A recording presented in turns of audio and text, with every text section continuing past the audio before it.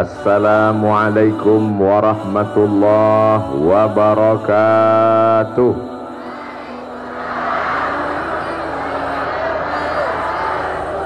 Apa kabar bapak-bapak, ibu-ibu, sehat semua?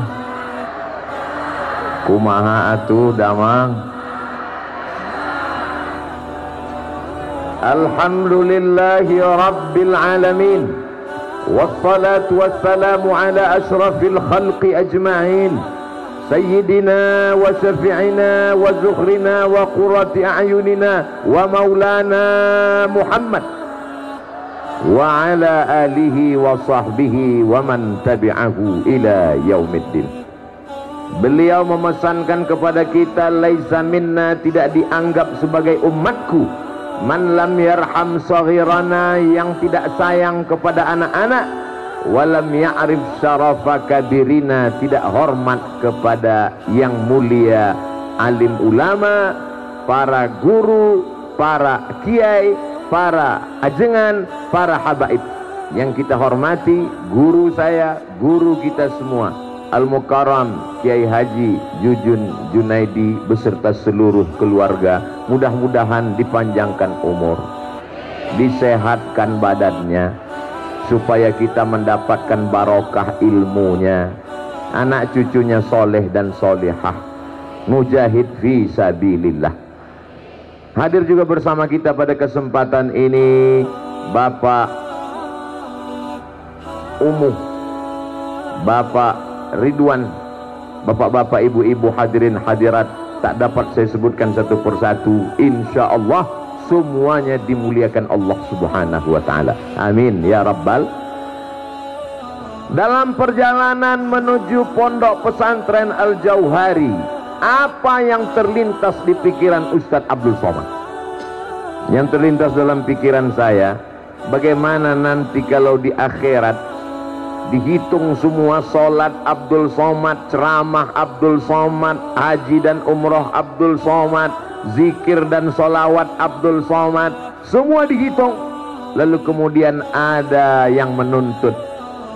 Siapa yang menuntut? Orang yang ketika kami lewat di depan rumahnya, padinya nempel di ban mobil yang membawa Abdul Somad, jagungnya juga nempel. Lalu kemudian di akhirat jagungnya berubah sebesar bukit Uhud. Untuk itu Abdul Somad memohon maaf. Mudah-mudahan semua mengikhlaskan insyaallah. Amin. Dah, kalau begitu nanti pas pulang kami bisa bawa jagung satu karung. Bukan itu maksudnya. Abdul Somad berdiri di atas, disambut dengan karpet merah, dengan tenda yang luar biasa. Masyarakat menyambut. Ini semua karena guru kita semua, Kiai Jujun.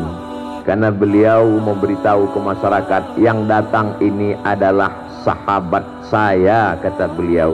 Tapi saya terus terang merasa berat hati, karena sebenarnya 3 bulan yang lalu saya datang kemari, betul?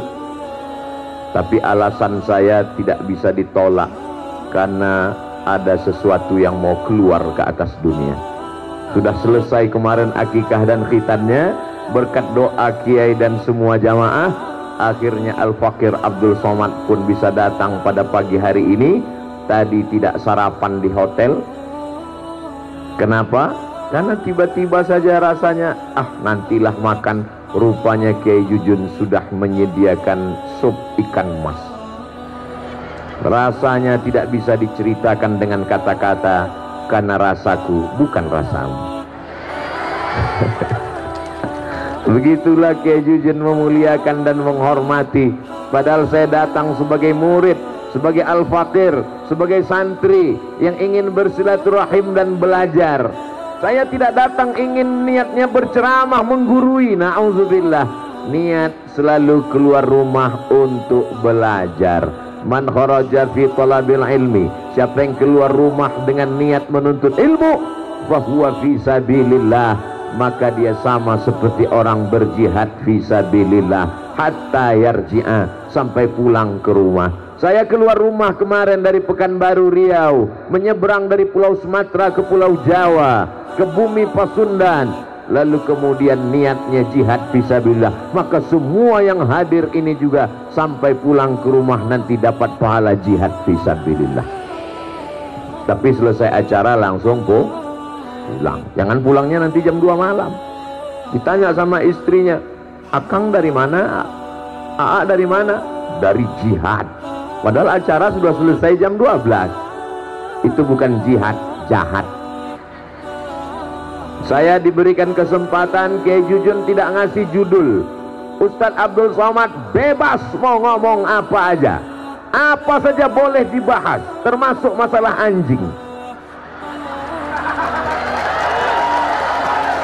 Tapi tidak boleh keluar dari memperingati Isra wal Mi'raj dan wisuda tahfizul mutun. Kita sekarang pada bulan Februari. Serba salah jawab pertanyaan Ustadz Somad. Mau dijawab Februari, ntar dia bilang Rajab. Mau dikasih tahu Rajab, katanya Februari. Dua-duanya kita pakai.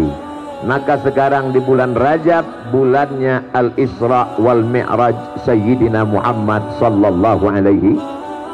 Nanti kalau ada yang mengatakan bulan Rajab Isra Mi'raj bid'ah, Rabiul Awal Maulid Nabi bid'ah, bulan Sya'ban nisfu Sya'ban bid'ah, bulan Ramadan nuzul Quran bid'ah. Nggak usah dilawan, nggak usah bawa dalil, nggak usah berdebat, nggak usah keluar suara sampai uratnya putus. Yang penting buat aja terus sampai yang membid'ahkan capek dan mati. Betul? Buat maulid, buat Isra Mi'raj, buat nuzul Quran, buat halal bil halal. Adapun yang membid'ahkan, itu bid'ah, itu bid'ah, itu bid'ah, gas terus sampai akhirnya suaranya habis. Bid'ah, bid'ah, bid'ah, bid'ah, bid'ah. Apa pelajaran dari Isra Mi'raj Nabi Muhammad sallallahu alaihi wasallam? A'udzu billahi minasy syaithanir rajim. Bismillahirrahmanirrahim. Subhanalladzi asra bi'abdihi laila. Yang namanya Laila jangan GR duluan. Ini kok nama saya yang disebut? Subhana maha suci Allah, alladzi asra bi'abdihi, yang memperjalankan hambanya Laila pada suatu malam. Makanya banyak perempuan namanya Laila, lahirnya malam. Anak bapak dikasih nama Laila? Iya. Kenapa dikasih Laila? Karena lahirnya malam? Enggak Pak Ustadz, karena hitam. Hitam manis. Minal masjidil haram ilal masjidil haram sekarang di Saudi Arabia, Masjidil Aqsa sekarang di Palestina. Antara Masjidil Haram ke Masjidil Aqsa, dari Saudi Arabia ke Palestina 1.500 km. Yang nggak percaya ukur sendiri.